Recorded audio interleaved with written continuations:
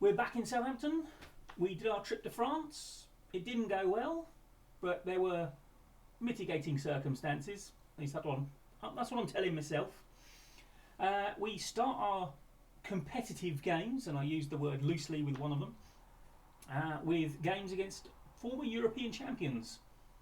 Well, in fact, one of them is the current European champions, because it's the European Super Cup. So we start the league with Forest, and then it's Barcelona. So one of those games I genuinely care about. The other one I'll care about if we win. I'll let you figure out which one it is.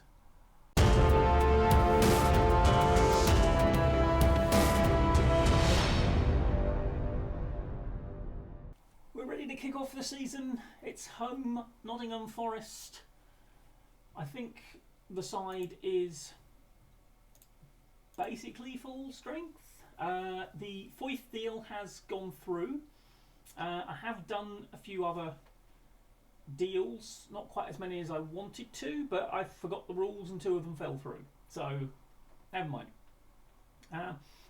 But, yeah, this is kind of full strength, although Kangin Lee is starting instead of Arribas, because Arribas is out injured.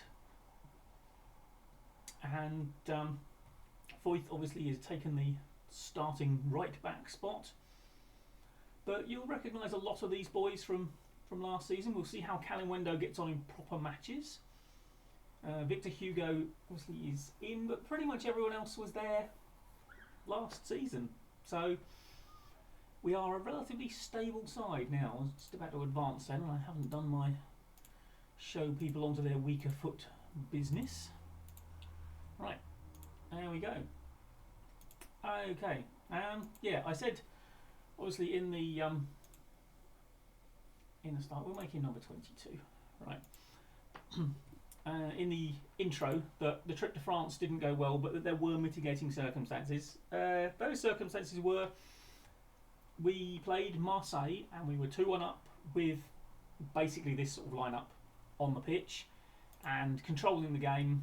And then I made about 7-8 substitutions, basically completely changed the lineup. And the second string conceded an equaliser and we didn't win that one. Right, win your home games. And then the game against Lille, the second stringers basically played the whole game and we got beat 3-1. And yeah, it wasn't a particularly impressive performance. So I'm hoping for a lot better from the first team. The second stringers might end up playing Barcelona because obviously it's not really a game I want to spend too much energy on. I don't really care about the European Super Cup. I'm not sure many people do. Although, of course, weirdly, you have to win 2 really quite impressive trophies to actually get into it. Or 1 of 2. So you'd think more people would care. But it's a bit like the Community Shield, really, isn't it? You've got to do something quite good to get there, and no one cares about winning it or even being in it.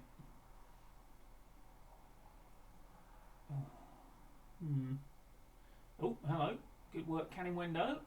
Kangin Lee out to Andreas, who we've. Oh, Canning Wendo! Get in! Is this his breakout season?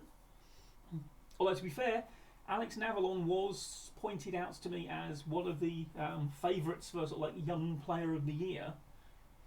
So I think we've got to give Alex his fair share of playing time this season. But it's good to see Callum Wendo get off the mark.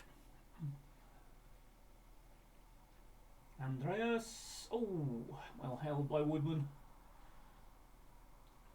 Of course, Andreas we know doesn't like the big game, so presumably Forest is not a big game because he's playing well. But fortunately we have got Sebastian Schuket out injured at the moment, and Athias and what's his features? Can't remember. But Brazilian lad who has been made nice and happy by one of our new arrivals. Because I did promise him I'd be signing one of his compatriots. I mean, he did fail to spot that Victor Hugo turned up like 2 days before he did and didn't seem to care that he was here already. But you know, footballers are a bit thick. Foyth. Oh, Valeri. Oh, Emanuele Valeri. What a beautiful placed finish that was. Absolutely dominating. I mean, this is a start. Let's have a look at this again. I mean, it was a bit sort of haywire before that. Foyth with not a bad cross. Calimundo gets the assist. Valeri just strokes it home. Beautiful stuff. One more goal, we go above West Ham, boys. I mean, it's nothing to be proud of, but it would be top. Oh, there you go. Well, that was nice and calm, Valeri. A panicky header away, giving the ball back to them. I like it. I like it. I like your style, Emanuele.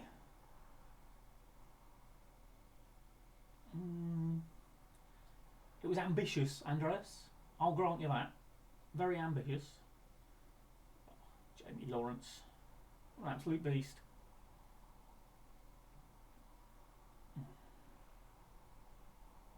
He's now learned how to stay back at all times, or we're training him to stay back at all times. I think, unless, of course, he goes up for a corner, which he's going to have to. I really cope with that. When the ball sort of gets cleared, is he then going to panic and think, oh, I should be back? I don't know. Okay. Not the most scintillating of highlights, that one, was it? Lavia, who we managed to talk into staying. Oh, Calimundo! Oh, just wide. And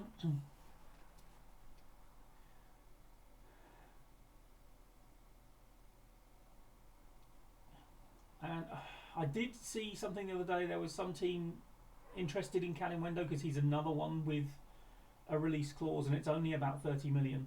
I mean, what that would mean basically would be that Navalon and Scarlett would get a bump up the list, and maybe Liam Kemp would get a bit more game time than we were expecting. Where their goalkeeper was going. Excuse me.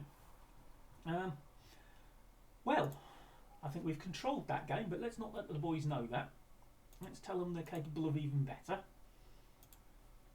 Because we know what happens if we tell our teams that they've done well. Effectively, they just consider themselves to have peaked and stopped right there.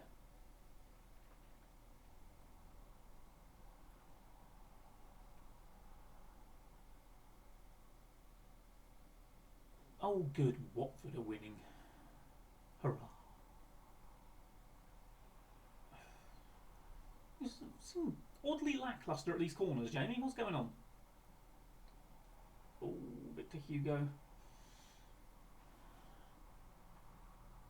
Now, I did consider a little bit of a tactical tweak with my my wide players, although Victor Hugo, of course, is not a wide player per se, so it wouldn't have affected him. Well done, boys. Well won back. Oh, nice pass, Victor Hugo. Shoulder up, gets it into Calimundo. Oh, tipped over. Oh, we're only 6 minutes into this half. Go on, Jamie. Oh. Trying to attack that one. He's starting to remember. It's all coming back to him.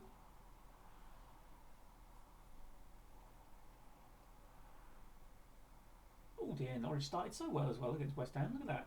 Goal in the first minute. And horribly wrong after that. Oh, well done, Victor.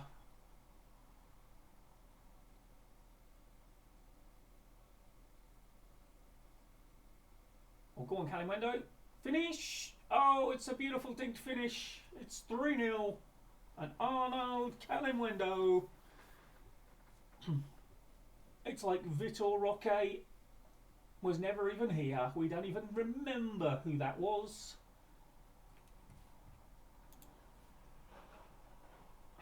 But we are grateful for the 81 million.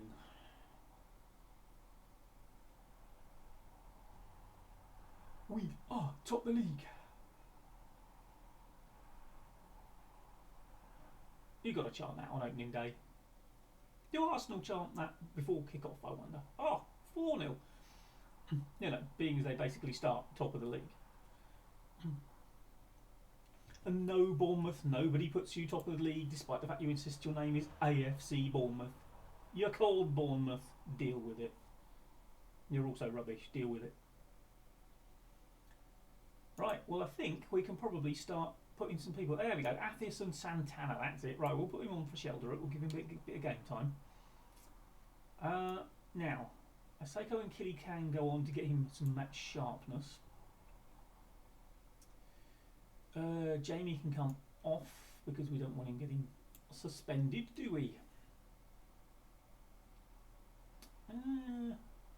That'll do for now. Let's not shake it up too much.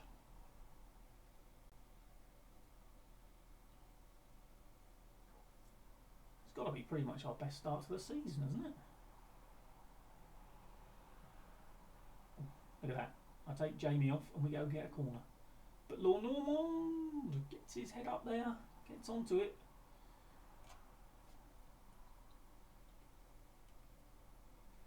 Dear Newcastle, what are you doing?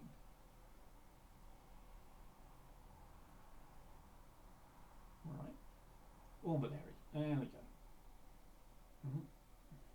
Oh, thank you. Oh, Victor Hugo. Has he got a left foot? Very much so, yes. Should have done better with that then, shouldn't he?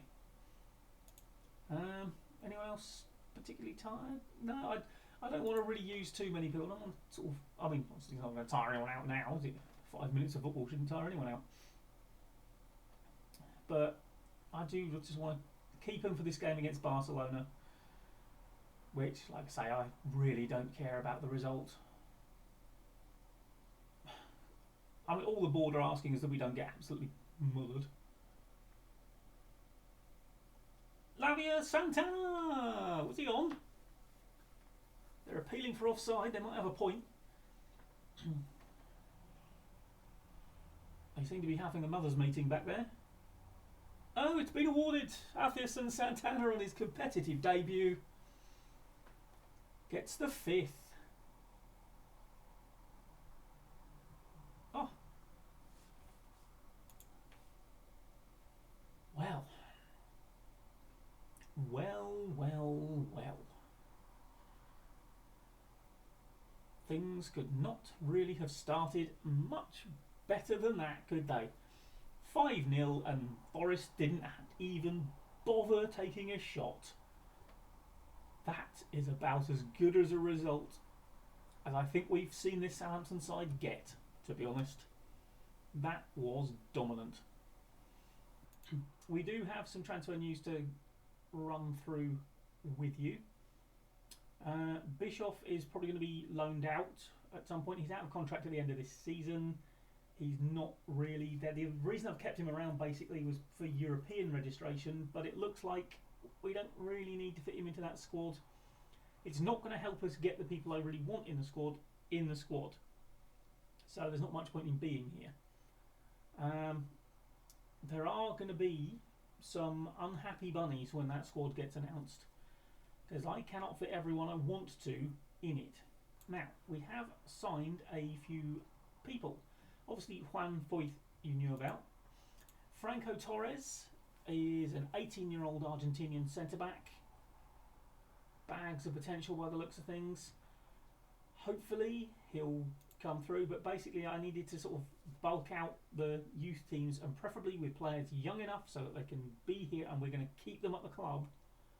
They can be here long enough that we can get them homegrown in nation, or well, not necessarily homegrown in nation, but homegrown at club or whatever, and be able to meet European registration rules in the future. Now, Leanderson Lopez, another one, 18-year-old Brazilian, again, huge potential. Paid 13 million for him, but you can see he's got some quite good numbers there already.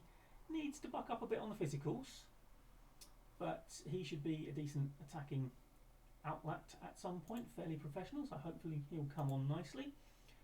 Duško Jovanovic from Serbia, again, already got some nice numbers in there. Not quite such high potential, 4.5 million, and another left-sided inverted winger. So hopefully he will come through nicely. Now, also signed a few English lads.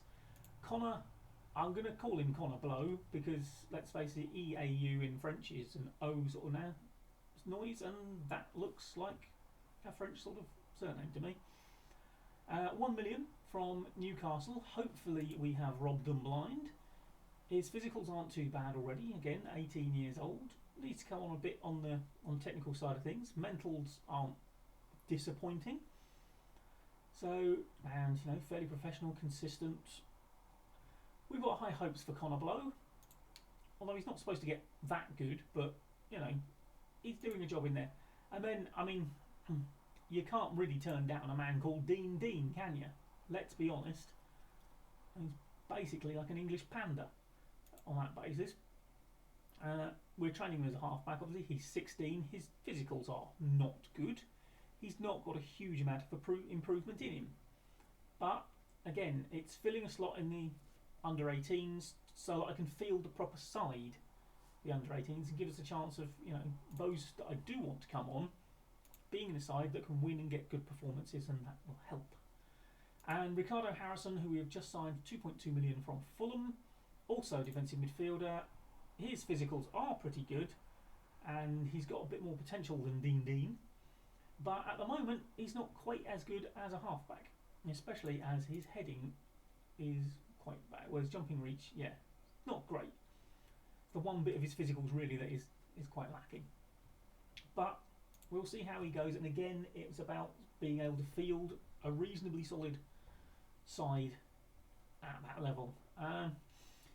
We have had a few people leave. Thierry Small has gone to Burnley. Again, he was never quite making it here. Never quite got good enough. Nathan Clark has just gone out the door.